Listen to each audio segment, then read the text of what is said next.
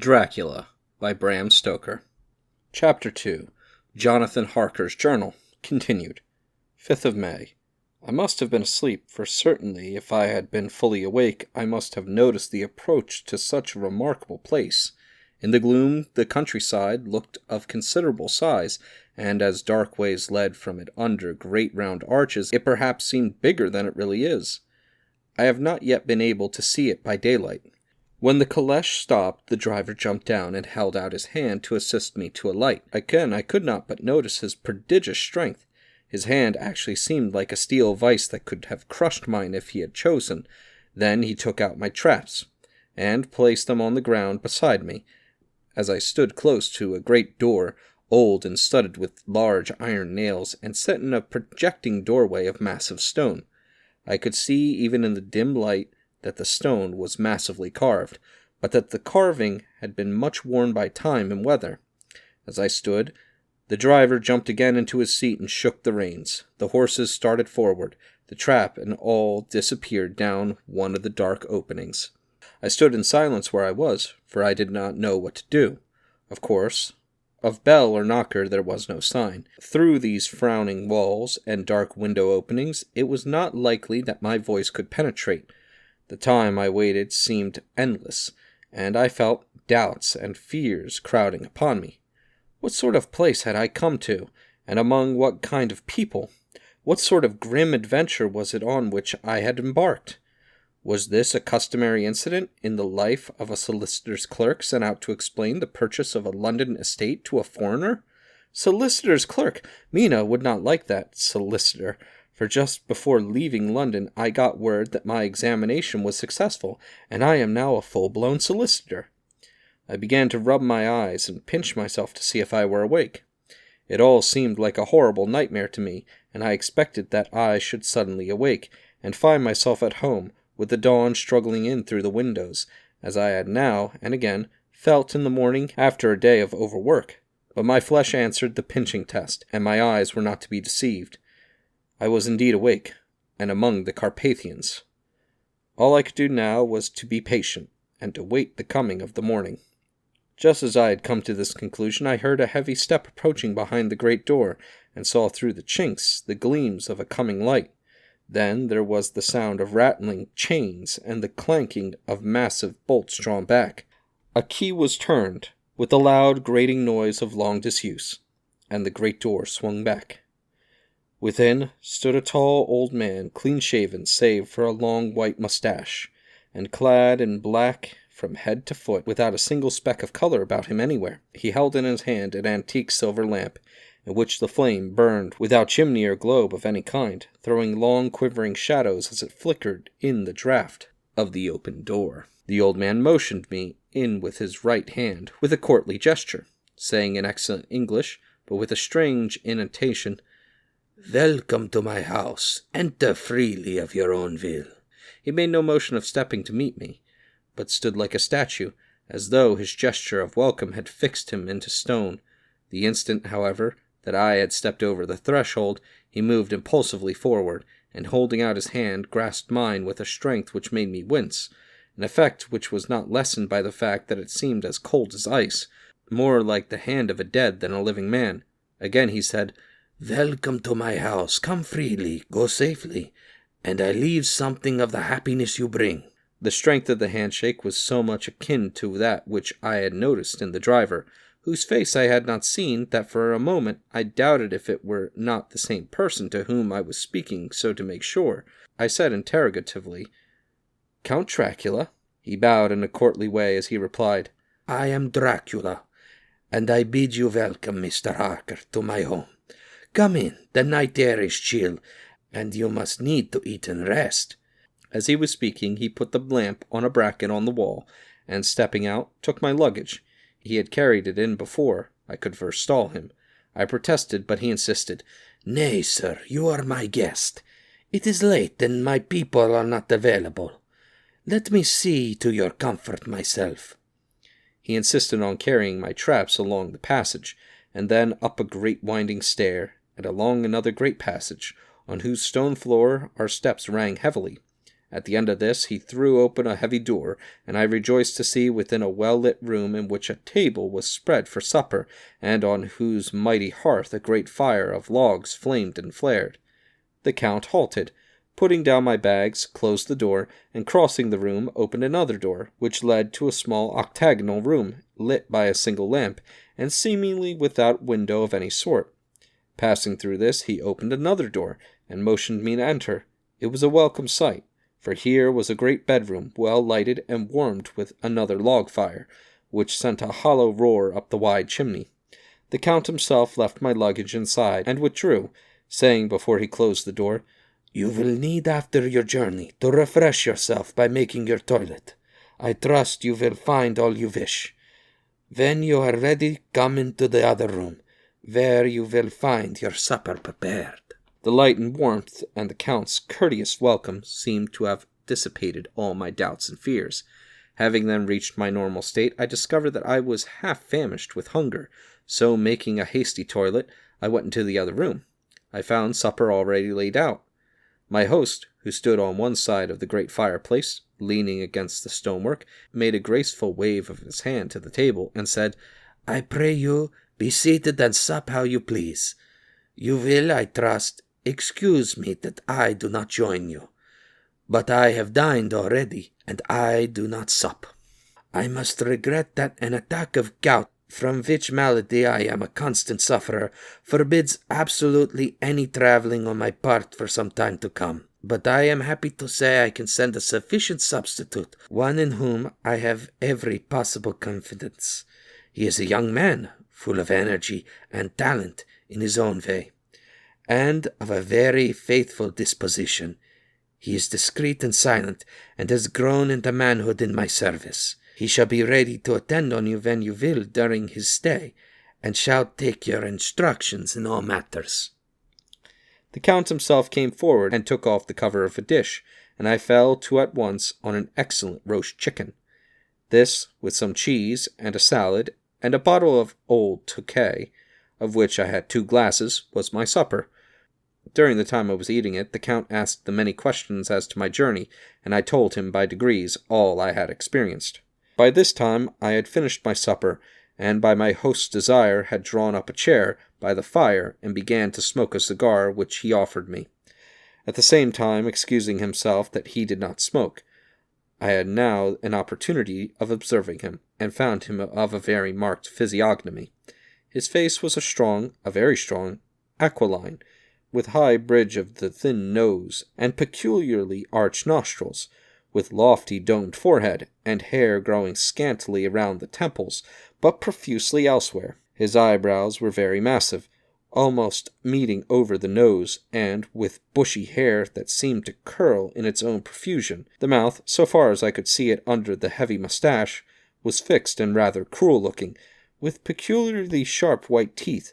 These protruded over the lips, whose remarkable ruddiness showed astonishing vitality in a man of his years. For the rest, his ears were pale, and at the tops extremely pointed. The chin was broad and strong, and the cheeks firm though thin. The general effect was one of extraordinary pallor. Hitherto I had noticed the backs of his hands as they lay on his knees in the firelight, and they had seemed rather white and fine, but seeing them now close to me, I could not but notice that they were rather coarse, broad with squat fingers. Strange to say, there were hairs in the center of the palm. The nails were long and fine, and cut to a sharp point. As the Count leaned over me, and his hands touched me, I could not repress a shudder.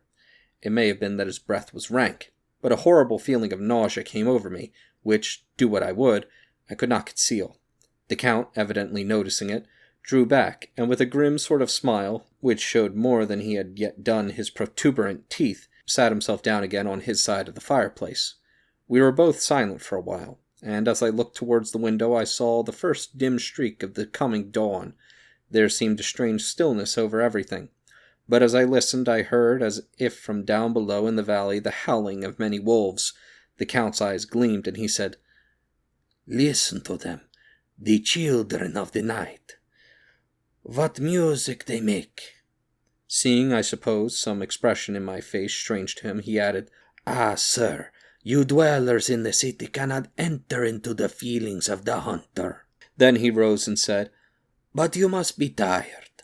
Your bedroom is all ready, and tomorrow you shall sleep as late as you will. I have to be away till the afternoon. So sleep well and dream well."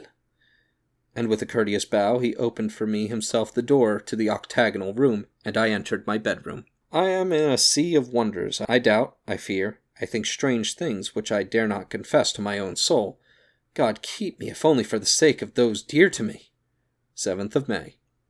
It is again early morning, but I have rested and enjoyed the last 24 hours. I slept till late in the night, and awoke of my own accord. When I had dressed myself, I went into the room where he had supped, and found a cold breakfast laid out, with coffee kept hot by the pot being placed on the hearth. There was a card on the table on which was written, "I have to be absent for a while. Do not wait for me. D." So I set to and enjoyed a hearty meal. When I had done, I looked for a bell so that I might let the servants know I had finished, but I could not find one. There are certainly odd deficiencies in the house, considering the extraordinary evidences of wealth which are around me. The table service is of gold, and so beautifully wrought that it must be of immense value. The curtains and upholstery of the chairs and sofas, and the hangings of my bed are of the costliest and most beautiful fabrics, and must have been of fabulous value when they were made, for they are centuries old, though in excellent order. I saw something like them in Hampton Court, but there they were worn and frayed and moth-eaten. But still in none of the rooms is there a mirror. There is not even a toilet glass on my table, and I had to get the little shaving glass from my bag before I could either shave or brush my hair. I have not yet seen a servant anywhere, or heard a sound near the castle except the howling of wolves. When I had finished my meal, I do not know whether to call it breakfast or dinner, for it was between 5 and 6 o'clock when I had it. I looked about for something to read, for I did not like to go about the castle until I had asked the Count's permission. There was absolutely nothing in the room, book, newspaper, or even writing materials. So I opened another door in the room and found a sort of library. The door opposite mine I tried, but found it locked. In the library I found to my great delight a vast number of English books, whose shelves full of them, and bound volumes of magazines and newspapers. A table in the center was littered with English magazines and newspapers, though none of them were of very recent date. The books were of the most varied kind: history, geography, politics, political economy, botany, geology, law, all relating to England and English life and customs and manners. There were even such books of reference as the London Directory, the Red and Blue Books, Whitaker's Almanac, the Army and Navy Lists, and, it somehow gladdened my heart to see it, the Law List. Whilst I was looking at the books, the door opened, and the Count entered. He saluted me in a hearty way, and hoped that I had had a good night's rest. Then he went on, "I am glad you found your way in here, for I am sure there is much that will interest you. These friends," and he laid his hand on some of the books, "have been good friends to me, and for some years past, ever since I had the idea of going to London, have given me many, many hours of pleasure. Through them I have come to know your great England, and to know her is to love her. I long to go through the crowded streets of your mighty London, to be in the midst of the whirl and rush of humanity, to share its life, its change, its death, and all that makes it what it is. But alas, as yet I only know your tongue through books. To you, my friend, I look that I know it to speak." "But, Count," I said, "you know and speak English thoroughly." He bowed gravely. "I thank you, my friend, for you all too flattering estimate. But yet I fear that I am but a little way on the road I would travel. True, I know the grammar and the words, but yet I know not how to speak them." "Indeed," I said, "you speak excellently." "Not so," he answered. "Well, I know that, did I move and speak in your London, none there are who would not know me for a stranger. This is not enough for me. Here I am noble, I am boyar. The common people know me, and I am master. But a stranger in a strange land, he is no one. Men know him not, and to know not is to care not for. I am content if I am like the rest, so that no man stops if he sees me, or pause in his speaking if he hear my words to say, "Ha ha, a stranger." I have been so long master that I would be master still, or at least that none other should be master of me. You come to me not alone as agent of my friend Peter Hawkins of Exeter, to tell me all about my new estate in London. You shall, I trust, rest here with me a while, so that by talking I may learn the English intonation, and I would that you tell me when I make error, even of the smallest in my speaking. I am sorry that I had to be away so long today, but you will, I know, forgive me, who has so many important affairs in hand. Of course I said all I could about being willing, and asked if I might come into that room when I chose. He answered, "Yes, certainly," and added, "You may go anywhere you wish in the castle, except where the doors are locked, where of course you will not wish to go. There is reason that all things are as they are. And did you see with my eyes and know with my knowledge, you would perhaps better understand." I said I was sure of this, and then he went on, "We are in Transylvania, and Transylvania is not England. Our ways are not your ways, and there shall be to you many strange things. Nay, from what you have told me of your experiences already, you know something of what strange things here may be." This led to much conversation, and as it was evident that he wanted to talk, if only for talking's sake, I asked him many questions regarding things that had already happened to me or come within my notice. Sometimes he sheered off the subject, or turned the conversation by pretending not to understand, but generally he answered all I had most frankly. Then, as time went on, and I had got somewhat bolder, I asked him of some of the strange things of the preceding night, as, for instance, why the coachman went to the places where he had seen the blue flames. Was it indeed true that they showed where gold was hidden? He then explained to me that it was commonly believed that on a certain night of the year, last night, in fact, when all evil spirits are supposed to have unchecked sway, a blue flame is seen over by a place where treasure has been concealed. "That treasure has been hidden," he went on, "in the region through which you came last night. There can be but little doubt, for it was ground fought over for centuries by the Wallachian, the Saxon, and the Turk. Why, there is hardly a foot of soil in all this region that has not been enriched by the blood of men, patriots, or invaders.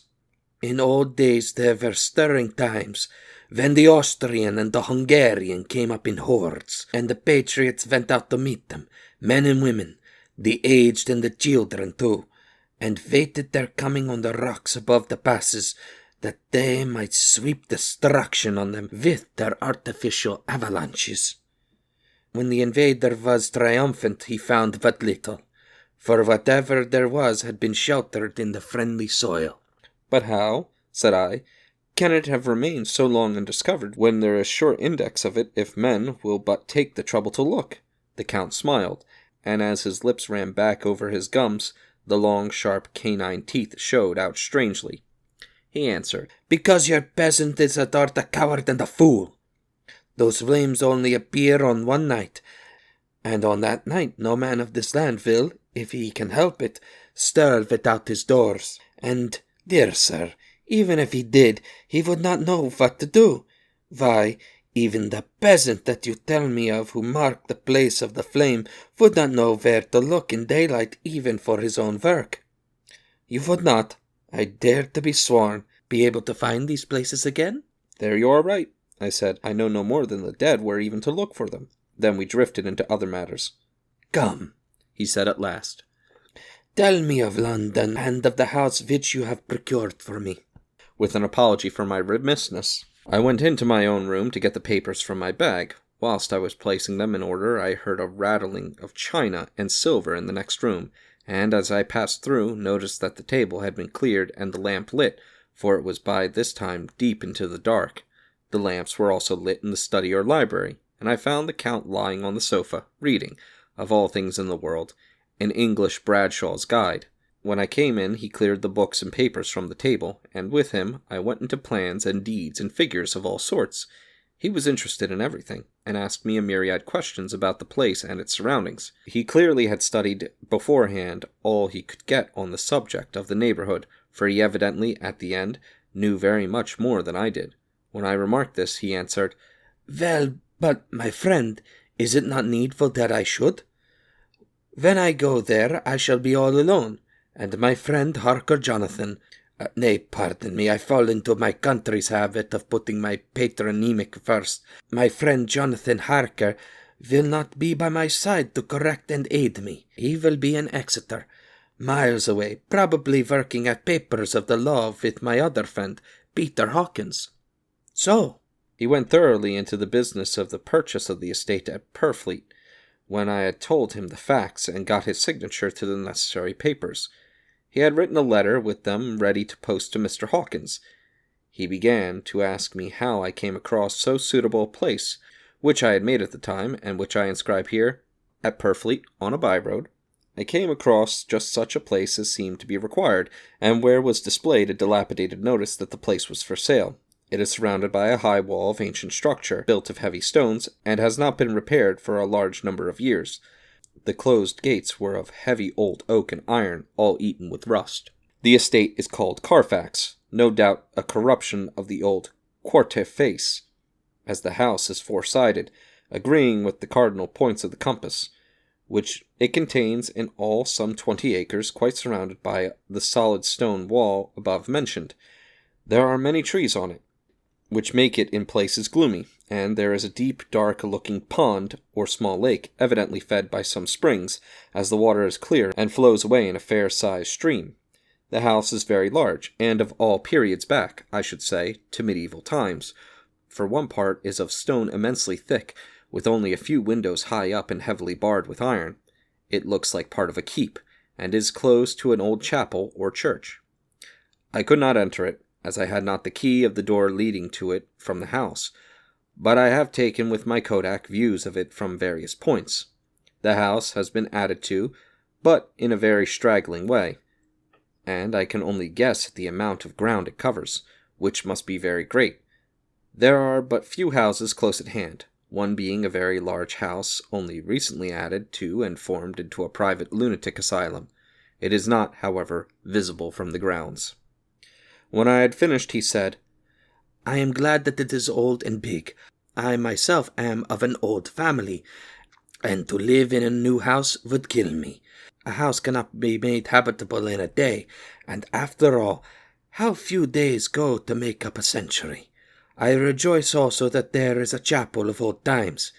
We Transylvanian nobles love not to think that our bones may be amongst the common dead. I seek not gaiety nor mirth, not the bright voluptuousness of much sunshine and sparkling waters which please the young and gay. I am no longer young, and my heart, though weary years of mourning over the dead, is not attuned to mirth. Moreover, the walls of my castle are broken, the shadows are many, and the wind breathes cold through the broken battlements and casements. I love the shade and the shadow, and would be alone with my thoughts when I may." Somehow his words and his look did not seem to accord, or else it was that his cast of face made his smile look malignant and saturnine. Presently, with an excuse, he left me, asking to put all of my papers together. He was some little time away, and I began to look at some of the books around me. One was an atlas, which I found open naturally at England, as if that map had been much used. On looking at it, I found in certain places little rings marked, and on examining these I noticed that one was near London, on the east end, manifestly where his new estate was situated. The other two were Exeter and Whitby, on the Yorkshire coast. It was the better part of an hour when the Count returned. "Ah!" he said, "still at your books? Good. But you must not work always. Come, I am informed that your supper is ready." He took my arm, and we went into the next room, where I found an excellent supper ready on the table. The Count again excused himself, as he had dined out on his being away from home, but he sat as on the previous night, and chatted whilst I ate. After supper I smoked, as on the last evening, and the Count stayed with me, chatting and asking questions on every conceivable subject, hour after hour. I felt that it was getting very late indeed, but I did not say anything, for I felt under obligation to meet my host's wishes in every way. I was not sleepy, as the long sleep yesterday had fortified me, but I could not help experiencing the chill which comes over one at the coming of the dawn, which is like, in its way, the turn of the tide. They say that people who are near death die generally at the change to the dawn, or at the turn of the tide. Anyone who has, when tired, and tied as it were to his post, experienced this change in the atmosphere can well believe it. All at once we heard the crow of a cock coming up with preternatural shrillness through the clear morning air. Count Dracula, jumping to his feet, said, "Why, there is the morning again. How remiss I am to let you stay up so long. You must make your conversation regarding my dear new country of England less interesting, so that I may not forget how time flies by us." And with a courtly bow, he left me. I went into my own room and drew the curtains, but there was little to notice. My window opened into the courtyard. All I could see was the warm gray of quickening sky, so I pulled the curtains again, and have written of this day, 8th of May. I began to fear as I wrote in this book that I was getting too diffuse, but now I am glad that I went into detail from the first, for there is something so strange about this place and all in it, that I cannot but feel uneasy. I wish I were safe of it, or that I had never come. It may be that this strange night existence is telling on me, but would that were all. If there were anyone to talk to, I could bear it, but there is no one. I have only the Count to speak, and I fear I am myself the only living soul within the place. Let me be prosaic so far as facts can be. It will help me to bear up the imagination, and imagination must not run riot with me. If it does, I am lost. Let me say at once how I stand, or seem to. I only slept a few hours when I went to bed, and feeling that I could not sleep any more, got up. I had hung my shaving glass by the window, and was just beginning to shave. Suddenly I felt a hand on my shoulder, and heard the Count's voice saying to me, "Good morning." I started, for it amazed me that I had not seen him, since the reflection of the glass covered the whole room behind me. In starting I had cut myself slightly, but did not notice it at the moment. Having answered the Count's salutation, I turned to the glass again to see how I had been mistaken. This time there could be no error, for the man was close to me, and I could see him over my shoulder, but there was no reflection of him in the mirror. The whole room behind me was displayed, but there was no sign of a man in it, except myself. This was startling, and, coming on top of so many strange things, was beginning to increase that vague feeling of uneasiness which I always have when the Count is near. But at the instant I saw that the cut had bled a little, and the blood was trickling over my chin, I laid down the razor, turning as I did so half round to look for some sticking plaster. When the Count saw my face, his eyes blazed with a sort of demonic fury, and he suddenly made a grab at my throat. I drew away, and his hand touched the string of beads which held the crucifix. It made an instant change in him, for the fury passed so quickly that I could hardly believe that it was ever there. "Take care," he said. "Take care how you cut yourself. It is more dangerous than you think in this country." Then, seizing the shaving glass, he went on, "And this is the wretched thing that has done the mischief. It is a foul bauble of man's vanity. Away with it!" And opening the heavy window with one wrench of his terrible hand, he flung out the glass, which was shattered into 1,000 pieces on the stones of the courtyard far below. Then he withdrew without a word. It is very annoying, for I do not see how I am to shave, unless in my watch-case or the bottom of the shaving-pot, which is fortunately of metal. When I went into the dining-room, breakfast was prepared, but I could not find the Count anywhere, so I breakfasted alone. It is strange that as yet I have not seen the Count eat or drink. He must be a very peculiar man. After breakfast I did a little exploring in the castle. I went out on the stairs and found a room looking towards the south. The view was magnificent, and from where I stood there was every opportunity of seeing it. The castle is on the very edge of a terrible precipice. A stone falling from the window would fall 1,000 feet without touching anything. As far as the eye can reach is a sea of green treetops, with occasionally a deep rift where there is a chasm.